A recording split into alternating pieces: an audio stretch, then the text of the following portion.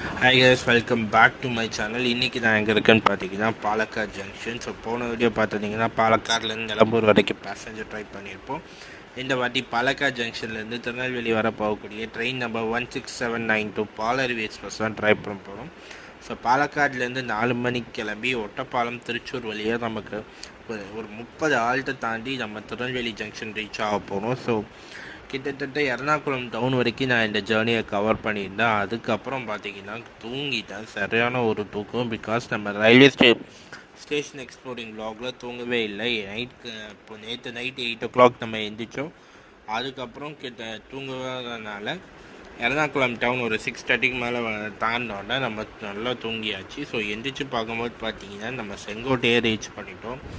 So அங்கே செங்கோட்டையிலேருந்து தென்காசி வழியாக நம்ம திருநெல்வேலி ஆன் டைமுக்கு திருநெல்வேலி ரீச் பண்ணிட்டோம். கொல்லம் ஜங்ஷனில் நமக்கு ரேட் ரிவர்சல் இருக்குது. அண்ட் நம்ம வந்து எலக்ட்ரிக் லோக்கல்லேருந்து டீசல் லோக்கோ மாற்றிருந்தாங்க.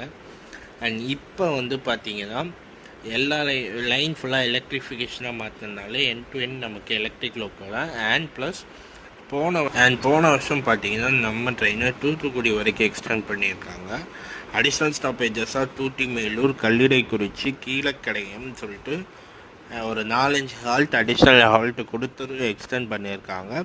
ஸோ இதுக்குள் வீடியோக்கான லிங்க்கை நான் டிஸ்கிரிப்ஷனில் தரேன், மறக்காமல் பார்த்துருங்க. டாடா பாய்.